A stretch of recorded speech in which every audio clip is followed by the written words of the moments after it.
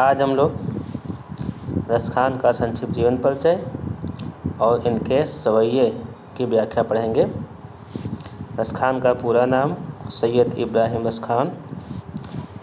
इनका जन्म सन 1573 ईस्वी हरदोई ज़िले के अंतर्गत पिहानी ग्राम में हुआ था। मृत्यु के बारे में कोई भी प्रमाणिक तथ्य नहीं है। 1628 वृंदावन में इनकी मृत्यु मानी जाती है। पिता एक संपन्न जागीरदार, नाम जिसका कि ज्ञात नहीं है। कार्यक्षेत्र कवि के रूप में, कृष्ण भक्त के रूप में। कर्मभूमि अर्थात जहाँ पर रह करके कार्य किया वो ब्रज है। गुरु का नाम गोसाई विट्ठल दास जी। धर्म जन्म से मुसलमान, बाद में इन्होंने वैष्णव धर्म अपना लिया। ये भक्ति काल के कवि हैं। विधा, कविता और सवैया विधा की रचना की है। सगुण भक्ति के विषय में अपने रचनाओं को लिखा है। भाषा ब्रज, फारसी, हिंदी। प्रमुख रचनाएं जो हैं सुजान, रसखान और प्रेम वाटिका। अब हम पढ़ते हैं इनकी सवैया। तो पहली सवैया है इनका कोश में। मानुष हो तो वही रस खाने, बसो ब्रज गोकुल गाँव के ग्वारन। जो पशु हो तो कहाँ बस मेरो, चरो नित्य नंद की धेनु मझारन। पाहन हो तो वही गिर को, जो धर्यो कर छत पुरंदर धारन। जो खग हो तो बसेरो करोन, मिल कालिंदी कूल कदम्ब किनारन। इस प्रकार रसखान जी ने अपने सवैये के माध्यम से अगले जन्म जो है वो श्री कृष्ण के सानिध्य में ही रहकर बिताना चाहते हैं, ऐसा वर्णन किया है। संदर्भ कहेंगे। प्रस्तुत सवैया के रचयिता कृष्ण भक्त कवि रसखान जी हैं। ये पंक्तियाँ हमारी पाठ्य पुस्तक काव्य संकलन से सवैये शीर्षक के अंतर्गत से संकलित की गई है। व्याख्या।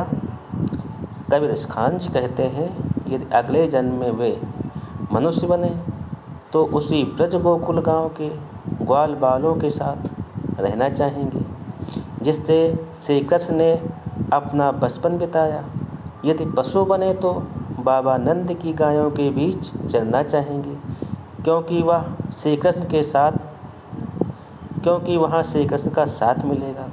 यदि पत्थर बनना पड़े तो वे उस गोवर्धन पर्वत का पत्थर बनना चाहेंगे, जिसे इंद्र की वर्षा के कारण श्री कृष्ण ने छत्र की तरह हाथ से उठा लिया था। यदि अगले जन्म में उन्हें पक्षी बनना पड़े तो यमुना नदी के किनारे कदम्ब के वृक्षों की डाली पर वे अपना बसेरा बनाना चाहेंगे। कहने का आशय ये है कि भक्ति कवि रसखान जी का कहना है कि वो हर स्थिति में श्री कृष्ण की समीपता चाहते हैं। काव्यगत विशेषताएं, उसमें नंबर 1 भाषा सरस मधुर ब्रज भाषा, नंबर 2 छंद सवैया, नंबर 3 रस शांत, नंबर 4 अलंकार अनुप्रास। अब हम लोग इनके अगले सवैया का अध्ययन करेंगे। सवैया है। धूरी भरे यति शोभत श्याम जू, तैसी बनी सिर सिंदर चोटी। खेलत खात फिरे आंगन, पग पैंजनी बाजत पीरी कछोटी। वाछ विकोदस खान बिलोकत, वारत काम कला निज कोटी। काग के भाग बड़े सजनी हरि, हाथ सो ले गयो माखन रोटी। संदर्भ पूर्वक इस पद में रसखान जी ने ये बताया है कि श्री कृष्ण के सानिध्य में जो किसी भी रूप में है वो बड़ा भाग्यशाली है। व्याख्या। यद्यपि रसखान मुसलमान थे, कवि थे, श्री कृष्ण के अनन्य भक्त थे। इस पद्यांश में श्री कृष्ण के बाल सौंदर्य का मनमोहक रूप प्रस्तुत करते हुए उन्होंने कहा है कि पीले कच्छे पहने हुए बालक श्री कृष्ण धूल धूसरित शरीर की सुंदरता मन को हरने वाली है। अर्थात श्री कृष्ण पीला कच्छा पहने हुए धूल में सने हुए हैं। इस समय वो इतने सुंदर लग रहे हैं जो प्रत्येक के मन को हर लेती है। उस पर भी सिर की सुंदर चोटियाँ उस सौंदर्य को और बढ़ा देती हैं। वे खेलते खेलते कुछ भी खा रहे हैं और आंगन में चलते समय जब उनके पैरों में बंधी पैंजनियाँ बजती हैं तो मन मंदिर को झंकृत कर देती हैं। श्री कृष्ण के उस गतिशील बाल सौंदर्य को देखकर सुंदरता का देवता कामदेव भी उस सुंदरता पर अपनी करोड़ों कलाओं को न्यौछावर कर देगा। परंतु वह कौवा कितना भाग्यशाली है जो आंगन में खेलते हुए बालक कृष्ण के हाथ से मक्खन और रोटी छीन कर ले जाता है। इस प्रकार श्री कृष्ण के सौंदर्य का वर्णन और कौवे की भाग्य की सराहना की है। काव्यगत विशेषताएं: भाषा सरस मधुर ब्रजभाषा, काव्य शैली मुक्तक काव्य सरस शैली, छंद सवैया, अलंकार अनुप्रास अलंकार का सुंदर प्रयोग। अब हम लोग एक अंतिम पद है इनका जो अत्यंत महत्वपूर्ण है, इस पद का भी अध्ययन करेंगे। पढ़ते हैं। मोर पखा सिर ऊपर रखियों, गुंज की माल गले पहिरूंगी। इस सवैये में रसखान जी कहते हैं, जब श्री कृष्ण बांसुरी के बस में हो जाते हैं और गोपियाँ उस बांसुरी से सौत का भाव अपना लेती हैं तो सभी गोपियाँ मिलकर कहती हैं, एक श्री कृष्ण के रूप को धारण करेगी और वो जिस प्रकार से श्री कृष्ण विभिन्न स्वांग रचाते थे वो सारे स्वांग रचाने को तैयार है, लेकिन कुछ ऐसी स्वांग है जो वो नहीं करने को तैयार है, जिसके विषय में रसखान जी कहते हैं।